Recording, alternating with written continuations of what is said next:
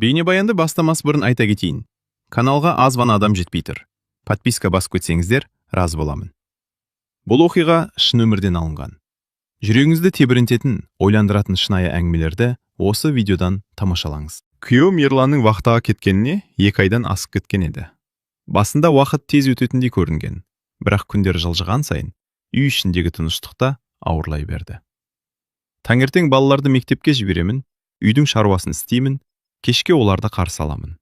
Сырт көзге бәрі қалыпты сияқты, бірақ түн болғанда бос қалған орындыққа, үнсіз тұрған телефонға қарап отырып, жалғыздықтың қандай ауыр екенін сезінетінмін. Сол күні де әдеттегі күндердің бірі сияқты басталған. Кешкі ас дайындап жатқанмын. Балалар бөлмесінде сабақ оқып отыр. Кенет үй жақтан бір түрлі дыбыс шықты. «Анашым, су ағып жатыр!» деп айқайлады кіші ұлым. Үйге жүгіріп бардым. Еденге су жайылып барады. Раковинаның астындағы құбыр жарылып кеткен екен. Бірнеше секунд не істерімді білмей қалдым. Су тоқтаусыз ағып жатыр. Еденге жайылып, дәлізге қарай кетіп барады. Қолым дірілдеп, телефонды алдым. Алдымен күйеуіме хабарластым. Бірақ байланыс жоқ. Тағы қоңырау шалдым. Жауап жоқ. 3-ші ретте солай болды. Не істерімді білмей тұрғанда, Ерланның бұрын айтқан сөзі есіме түсті. «Қиналсаң, Нұрланға хабарлас. Ол көмектеседі». Нұрлан күйеуімнің мектеп кезінен бергі жақын досы. Телефон нөмірін тауып алып, қоңырау шалдым. «Алло? Нұрлан, мен Айгүлін». «Айгүл, не болды?» «Үйдегі құбыр жарылып кетті. Қазір барам». Бар болғаны осы сөзді айтты. 20 минуттан кейін қақпалдына көлік келіп тоқтады. Терезеден қарасам Нұрлан екен. Қолында құрал сайман салынған үлкен сөмке бар. Үйге кірген бойда жағдайды көрді. Жағдай жаман екен. Өзінде қорқып кетті. «Уайымдама, қазір қараймыз». Ол раковинаның астына еңкейіп, біраз уақыт жұмыс істеді. Балалар да қызықтап қарап тұр. 1 сағаттан кейін су тоқтады. Үй тыныштала бастады. Мен шай қойдым. «Рахмет саған. Ештеңе етпейді. Ерлан болса маған да көмектесер еді». Ол орнынан тұрып өтуге дайындалған. Дәл сол кезде жарық өшіп қалды. Бүкіл үй қараңғылыққа батып кетті. Балалар қорқып кетті. «Анашым». Мен де таңғалдым. Бұл енді қайдан шықты? Нұрлан терезеден сыртқа қарады. «Көшелерде жарық бар». «Онда бізде ғана кеткен бе?» Ол электр қалқанын тексеруге шықты. Бірнеше минуттан кейін қайта кірді. Жүзі күрделі болып кеткен. «Айгүл, не болды?» «Мәселе үлкенірек сияқты». «Қалай?» «Қысқа тұйықталу болған». «Сонда?» «Қазір жөнделмесе қауіпті. Сыртта кеш қарая бастаған. Балалар қорқып отыр. Менің де көңілім алаң». «Не істейміз?» «Қарап көрейін».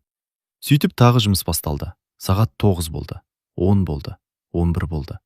Нұрлан әлі жүр. Кейде шатырға шығады, кейде аулаға шығады, кейде үйдің ішін тексереді. Ақыры түн ортасы ауғанда жарық қайта жанды. Балалар қуанып кетті. Мен де керең дем алдым. «Бітті ме?» «Иә, әзірге қауіп жоқ». Сол кезде сырттан қатты тарсыл естілді. Біреу қақпаны ұрып жатқандай. Екеуміз бір-бірімізге қарадық. Түнгі 1:30 шамасы. Мұндай уақытта кім жүреді? Нұрлан аулаға шықты. Мен терезеден қарап тұрдым, бірақ қақпа сыртында ешкім жоқ. Біреу кеткен сияқты. Ол қайта кірді. Балалар шошып қалды. Иә, бірақ көңілімде біртүрлі сезім қалды. Біреу әдейі келгендей көрінді. Нұрлан тағы біраз отырып бәрін тексерді. Сағат 3-тен асқанда ғана кетуге жиналды. «Енді бәрі жақсы болады». «Көп рахмет. Ерланға айтарсың». Ол кетіп қалды. Мен қақпаны жауып үйге кірдім. Балалар әлде қашан ұйықтап кеткен. Өзім де шаршағанмын. Төсекке жатқарым сол еді. Телефонға хабарлама келді. Белгісіз нөмір. Жүрегім зу ете қалды. Хабарламаны аштым. Онда бар болғаны бір сөйлем жазылып тұр екен. «Ауылдың бәрі сен туралы айтып жүр. Абай бол». Мен орнымнан атып тұрдым. Қайта-қайта оқыдым. Нөмір белгісіз. Қоңырау шалсам өшірулі. Сол түні көзіме ұйқы кірмеді. Ал таңертең есік алдына шыққанда көрші кемпірдің маған өзгеше көзқараспен қарап тұрғанын байқадым. Таң атқанымен түнгі хабарлама ойымнан кетпеді. «Ауылдың бәрі сен туралы айтып жүр. Абай бол». Кім жіберді? Неге жіберді? Не туралы айтып жүр? Сұрақ көп, жауап жоқ. Балаларды мектепке дайындап жүрсем де, көңілім алаң еді. Терезеден сыртқа қарасам, кеше ғана амандасып жүретін көрші әйелдердің екеуі қақпа жанда сөйлесіп тұр екен. Мені көргенде дауыстары бәсеңдеп кетті. Осыны байқап, ішім біртүрлі болып қалды. Балаларды шығарып салып, дүкенге баруға дайындалдым. Көшеге шыққан сәтте көрші Гүлнар апай кездесті. «Қалайсың қызым?» деді ол. «Жақсы. Жалғыз жүрген қиын ғой». «Иә». Ол бірдеңе айтқысы келіп тұрғандай көрінді. Бірақ үндемеді. Мен де сұрамадым. Дүкенге жеткенше бірнеше адаммен амандастым. Бірақ бәрінің көзқарасы бұрынғыдай емес сияқты. Әлде өзіме солай көрінді ме? Дүкен ішінде де сондай жағдай қайталанды. Сатушы әйел заттарымды есептеп жатып, «Кеше кешке үйінде қонақ көп болды ма?» деп сұрады. Мен таңырқап қалдым. «Қандай қонақ?» «Жоқ, жай сұрағаным ғой». Оның жүзі қызарып кетті. Сол кезде бәрін түсіндім. Әңгіме кеше түнде үйге келген Нұрлан туралы болып жатыр. Үйге ашумен қайттым. Телефонды алып Нұрланға хабарластым. «Алло, Нұрлан, ауылда өсек тарап жатыр». «Қандай өсек?» «Кеше түнде үйде болғаны туралы». Телефонның ар жағында үнсіздік орнады. Бірнеше секундтан кейін ғана сөйледі. «Мен соны күткенмін». «Не дейсің?» «Біреу әдейі қарап жүрген сияқты». «Неге олай айтасың?» «Кеше қақпа тарсылдағанда сырттан көлеңке көрдім». «Сонда біреу бақылап жүрген бе?» «Нақты білмеймін». Оның сөзі денемді түршіктіріп жіберді. Күндіз өзімді басқа жұмыстармен алдандырмақ болдым. Бірақ кешке қарай тағы бір оқиға болды. Балалар сабақтан келіп, аулада ойнап жүрген. Кенет үлкен ұлым қолына қағаз ұстап жүгіріп кірді. «Анашым!» «Не болды?» «Мынаны қақпа түбінен таптым». Қағазды алдым. Бүктелген ақ парақ. Ашып қарадым. Ішінде бір ғана сөйлем жазылған. «Күйеуіңе бәрін айтып қоямыз». Жүрегім зу ете қалды. Қолым мұздап кетті. «Қайдан таптың?» «Қақпа алдында жатыр екен». Балалар ештеме түсінбеді. Мен дереу қағазды жасырып қойдым. Кешке дейін мазам қашты. Бұл жай өсек емес еді. Біреу әдейі қорқытып жүрген сияқты. Күн бата тағы бір нәрсе байқадым. Терезеден сыртқа қарап тұрғанмын. Көше шамы әлсіз жанып тұр. Сол кезде қарсы бетте тұрған қара киімді адамды көрдім. Үй жаққа қарап тұр. Қозғалмайды. Бір орында қатып қалғандай. Алғашында көрші шығар деп ойладым. Бірақ бірнеше минут өтсе де кетпеді. Денем тітіркеніп кетті. Телефонды алып суретке түсірмек болдым. Сол сәтте әлгі адам бұрылып, қараңғылыққа сіңіп жоғалып кетті. Түнде есіктерді бірнеше рет тексердім. Ұйықтай алмадым. Сағат 11-ге жақындағанда телефон шырылдады. Экранда күйеуінің аты шықты. «Ерлан!» «Айгүл, қалайсың?» Даусын естігенде көзіме жас келді. «Жақсымын». «Даусын біртүрлі ғой». «Мен бәрін айтып бердім. Құбыр жайын, өсек жайын, хат жайын, қараңғыдағы адам жайын». Ерлан ұзақ үнсіз қалды. Сосын күтпеген сөз айтты. «Айгүл, егер бірдеңе болса, Нұрланға сен». «Неге?» «Кейін түсінесің». «Не болып жатыр өзі?» «Қазір айта алмаймын». «Ерлан!» Бірақ байланыс үзіліп кетті. Қайта хабарлассам шықпады. Сол түні мен бұрынғыдан да қатты қорықтым. Өйткені енді мені мазалаған нәрсе өсек емес еді. Күйеуінің соңғы сөзі болатын. Нұрланға сен. Ал неге олай айтқанын мен әлі білмейтінмін. Ерланмен болған қысқа сөйлесуден кейін көңілім мүлде тынышталмады. Егер бірдеңе болса, Нұрланға сен. Осы сөз қайта-қайта ойыма келе берді. Неге олай айтты? Неден қорқып жүр? Қандай мәселе бар? Бірақ келесі күнде Ерланмен байланыс алмадым. Телефоны өшірулі. Хабарламаларға жауап жоқ. Таңертеңнен кешке дейін мазасыз жүрдім. Кешкісін үлкен ұлым сабақ оқып отырған. Кіші ұлым сыртта достармен ойнап келген еді. Бір кезде оның беті қызарып кеткенін байқадым. «Балапан, саған не болды?» «Басым ауырып тұр». «Қолын ұстап едің, денесі оттай жанып тұр». Температурасын өлшедім, 39,4. Жүрегім су ете қалды. Үйдегі дәрілерді бердім, бірақ қызуы түспеді. Бір сағаттан кейін тіпті нашарлай бастады. Дем алысы ауырлап кетті. Түнгі сағат 11. Ауылдағы емхана жабық. Аурухана аудан орталығында. Көлік жоқ. Такси таппадым. Көршілердің ешқайсысы телефон көтермеді. Не істерімді білмей қалдым. Соңында амалсыз Нұрланға қоңырау шалдым. Ол бірден көтерді. «Не болды?» «Баламның қызуы қатты көтерілді». «Қазір шығамын». 15 минуттан кейін қақпа алдына көлігі келіп тоқтады. Баламды көтеріп алып шықтым. Үлкен ұлымды көрші әжейге қалдырдым.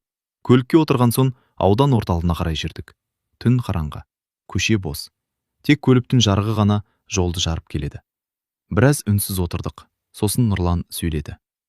Ерлан хабарласты ма? Жоқ. Түсінікті. Оның даусы біртүрлі шықты. Сен бір нәрсе білесің бе? Қазір емес. Неге бәрің жұмбақ сөйлейсіңдер? Уақыты келгенде айтамын. Мен ашуланып кеттім. Мен кішкентай бала емеспін ғой. Білемін. Онда не болып жатқанын айт. Әзірге айта алмаймын. Сол сәтте артқы айнаға қарап отырған Нұрланның жүзі өзгеріп кетті. Не болды? Ештеңе емес. Бір нәрсе көрдің бе? Ол тағы айнаға қарады. Артымыздан көлік келе жатыр.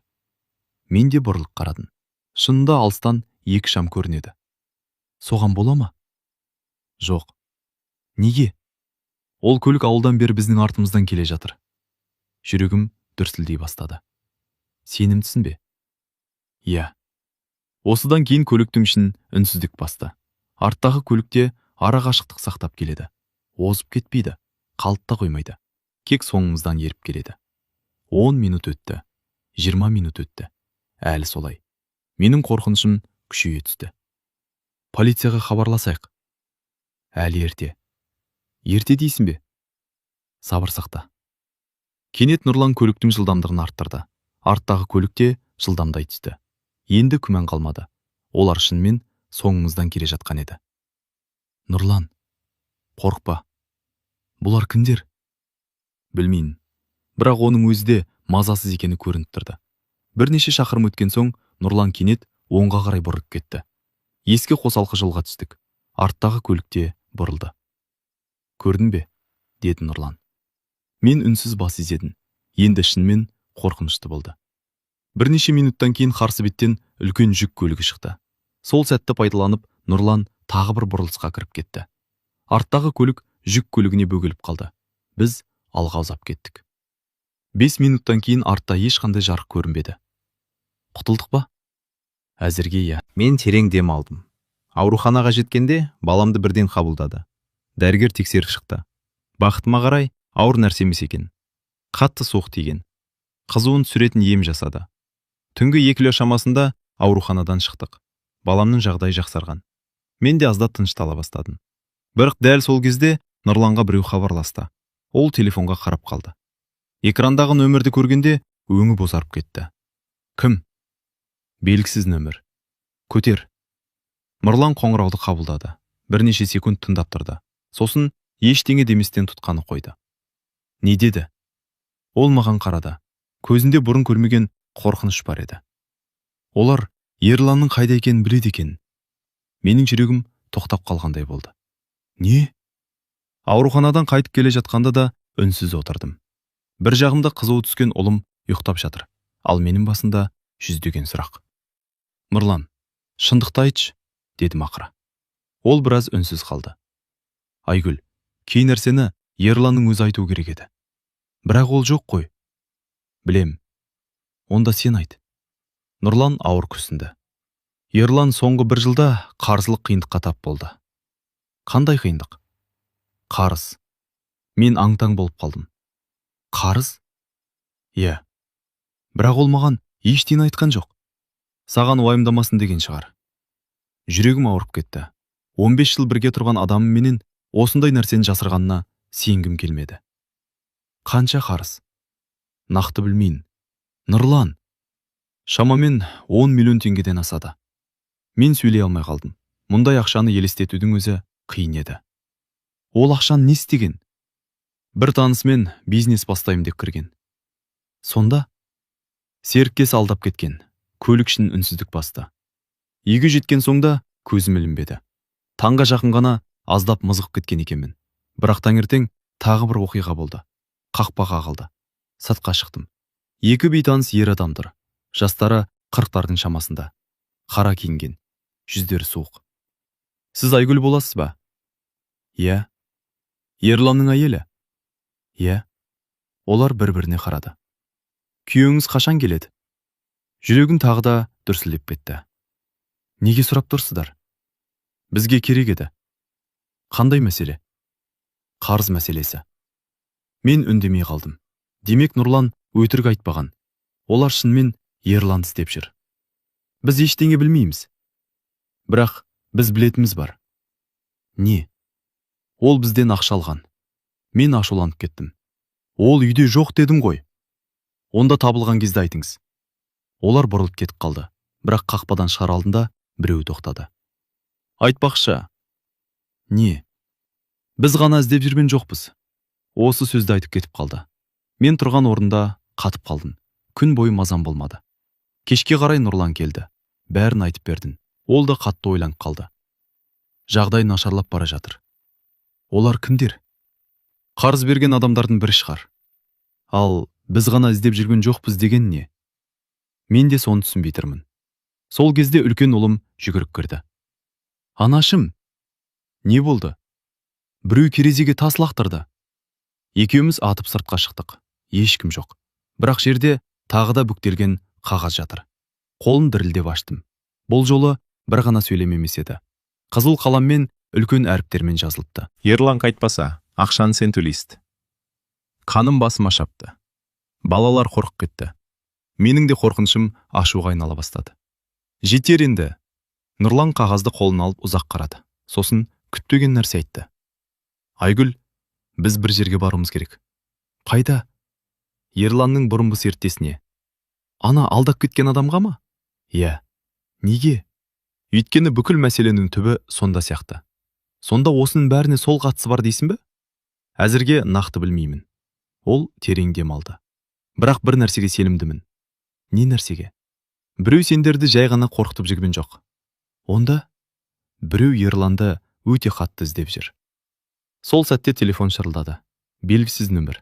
Жүрегім атқақтап кетті. Қоңырауды қабылдадым. Арғы жақтан бейтаныс ер адамның дауысы естілді. Айгүл? Иә. Ерлан туралы білгің келе ме? Менің қолым дірілдеп кетті. Сіз кімсіз? Бірақ әлгі адам басқа сөз айтты. Ерлан сен ойлаған жерде емес. Сосын байланыс үзіліп қалды. Бірнеше секунд телефонға қарап қатып қалдым. Нұрлан да жүзіме қарап тұр. Не деді? Мен естігенімді қайталап бердім. Ол ойланып қалды. Нөмірді қайта теріп көр. Қайта қоңырау шалдым. Бірақ телефон өшірулі. Тағы да. Нәтиже жоқ. Сол түні үйде ешкім дұрыс ұйықтамады. Балалар да соңғы күндері болып жатқан оқиғаларды сезіп жүрген. Үлкен ұлым бірнеше рет. Әкем қашан келеді? Деп сұрады. Ал мен нақты жауап бере алмадым. Келесі күні таңертең Нұрлан екеуміз Ерланның бұрынғы серіктесін іздеуге шықтық. Балаларды әпкеме қалдырдым. Серіктесінің аты Марат.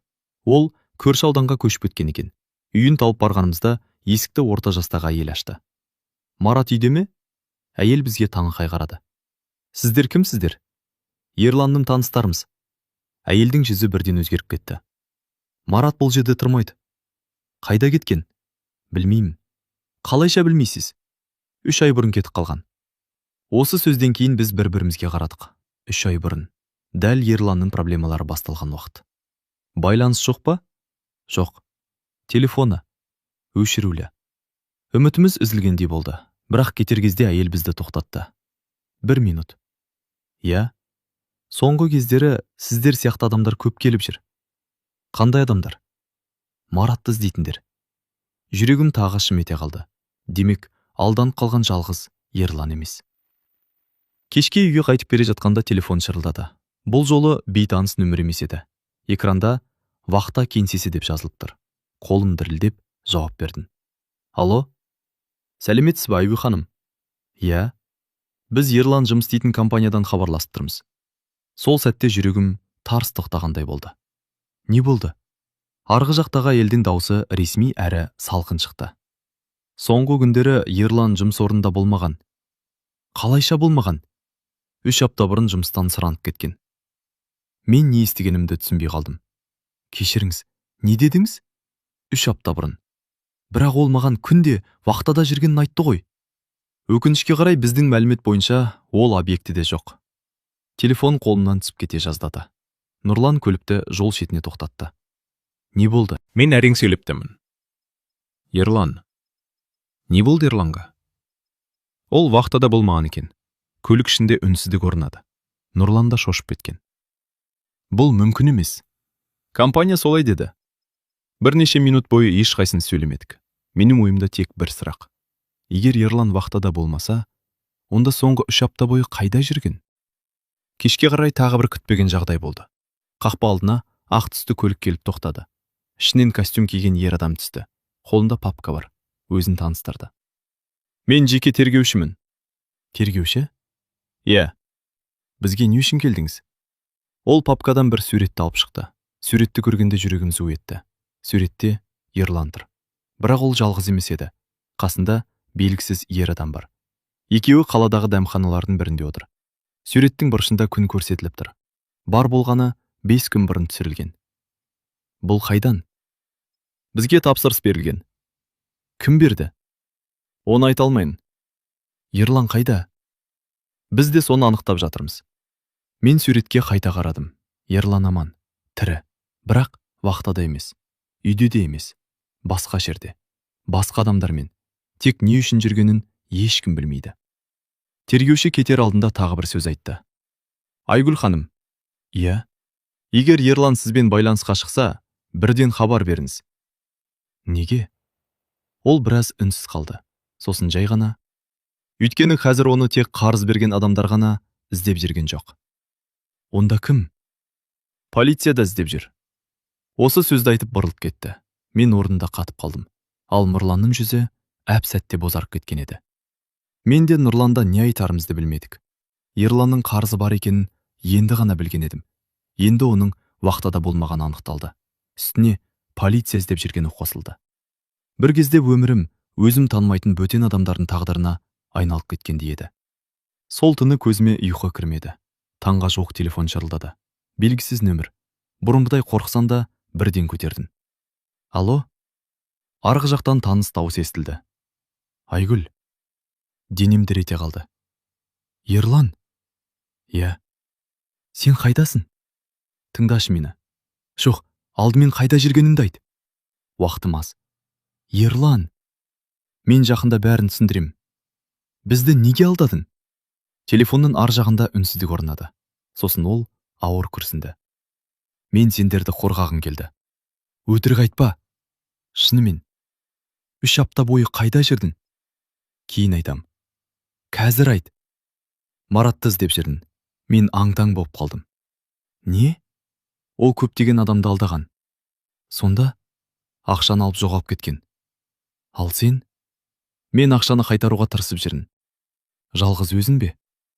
Жоқ. Қасындағы адам кім? Телефонның ар жағында тағы үнсіздік орнады. Ерлан жауап бермеді. Дәл сол сәтте байланыс үзіліп кетті. Қайта хабарластым. Өшірулі. Тағы жоғалып кетті. Келесі күні түске таман күтпеген қонақ келді. Бұл жолы полиция қызметкері еді. Ол сыпайы сөйлесті. Бірақ сұрақтар көп болды. Ерлан туралы, оның таныстары туралы, соңғы сөйлескен уақытымыз туралы. Әңгіме арасында маңызды нәрсе белгілі болды. Марат бірнеше адамның ақшасын алып кеткен. Тек Ерланның емес. Кем дегенде 10 шақты адамның. Сома 10 миллион теңгеге жеткен. Сонда Ерлан күдікті ме? Деп сұрадым. Жоқ. Онда неге іздеп жүрсіздер? Ол маңызды куәгер болуы мүмкін. Осы сөзді естігенде кеудемдегі ауыр жүк сәл жеңілдегендей болды. Ең болмаса қылмыскер емес. Кешке қарай тағы бір жаңалық шықты. Нұрлан келді. Қолында ескі папка бар. Мен бір нәрсе таптым. Не? Ол маған бірнеше қағаз көрсетті. Құжаттардың көшірмесі екен. Мараттың келісім шарттары, қолхаттар, төлем қағаздары. Солардың арасынан бір жазу көзіме оттай басылды. Бір телефон нөмірі. Нұрлан әлгі нөмірге қарап қалды. Бұл нөмір таныс. Қайдан? Есінде ме? Саған қоңырау шалып қорқытқанадан. Иә, нөмір соған ұқсайды. Жүрегім тағы дүрсілдей бастады. Сонда бәрі байланысты ма? Солай сияқты. Демек, хаттарды да солар жіберген бе? Мүмкін. Біреу әдейі қорқытып жүрген анық еді. Кеш бата есік қағылды.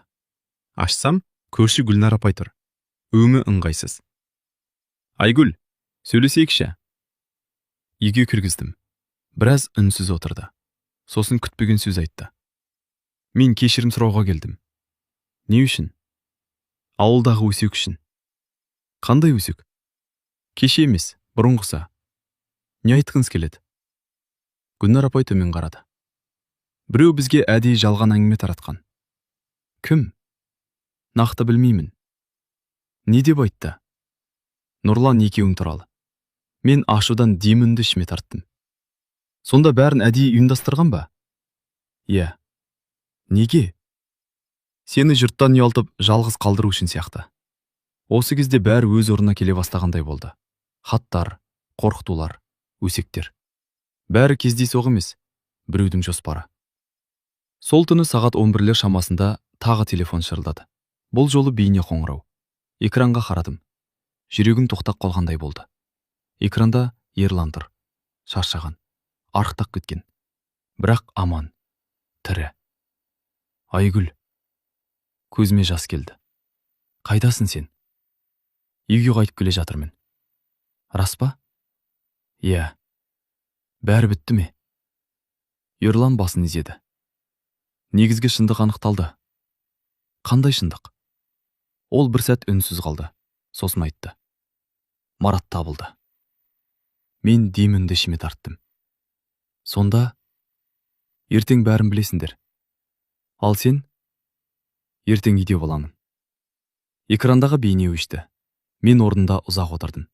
2 ай бойы күткен адам ертең үйге қайтпақ. Бірақ оның айтпаған құпиялары әлде көп еді. Ерланның бейне қоңыраудағы жүзі көз алдынан кетпей қойды. 2 ай бойы сағындым. 2 ай бойы уайындадым. 2 ай бойы шындықты іздедім. Ал енді сол шындыққа бірнеше сағат қана қалған еді. Таңертең ерте ояндым. Балалар да ерекше көңіл күйде жүр. Үлкен ұлым қайта-қайта терезеге қарай береді. Әке, бүгін келе ме? Иә, балам. Нақты ма? Нақты. Ол қуанып кетті. Тіпті кіші ұлым да әкесінің келетінін естіп, бірнеше күннен бері алғаш рет күлімсіреген еді. Түске қарай аулаға көлік кірді. Жүрегім дүрсілдеп қоя берді. Есіктен Ерлан түсті. Шаршаған, арықтаған. Бірақ аман. Балалар жүгіріп барып құшақтады. Мен орнымнан қозғала алмай тұрдым. Бір жағынан қуаныш, бір жағынан реніш. Ерлан балаларды құшақтап болған соң маған жақындады. Айгүл, кір үйге. Дауысым салқын шықты. Ол бәрін түсінді. Үйге кірген соң дастархан басына отырдық. Нұрлан да келді.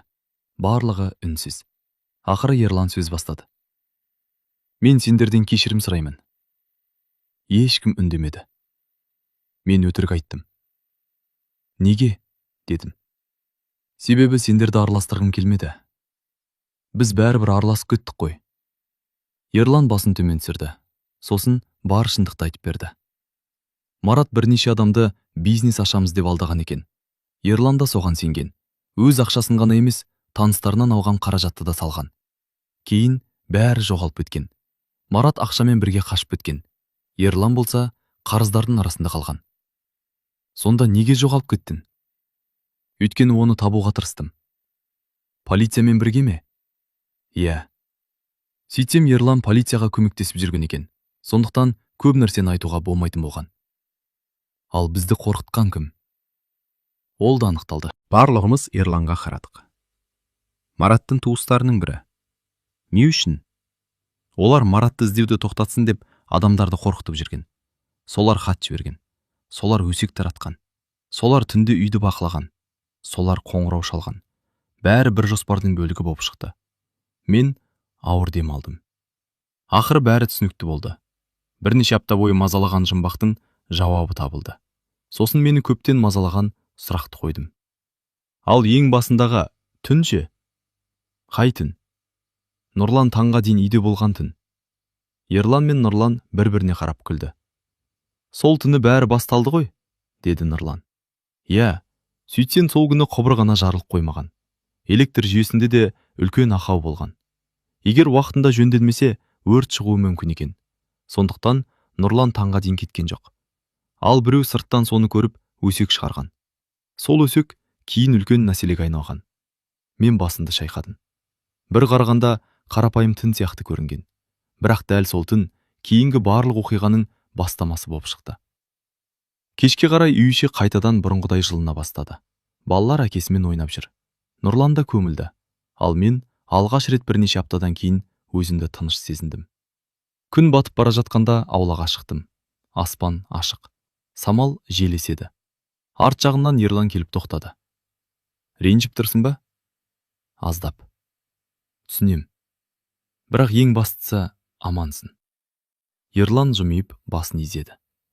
Енді ештеңе жасырмайым. Мен де күліп қойдым. Өйткені кейде отбасы үлкен сынақтан өткен соң, бұрынғыдан да мықты бола түседі екен. Ал мен үшін сол сынақтың бәрі бір қарапайым оқиғадан басталған еді. Күйеуімнің досы таңға дейін ұйықтатпаған түннен. Соғып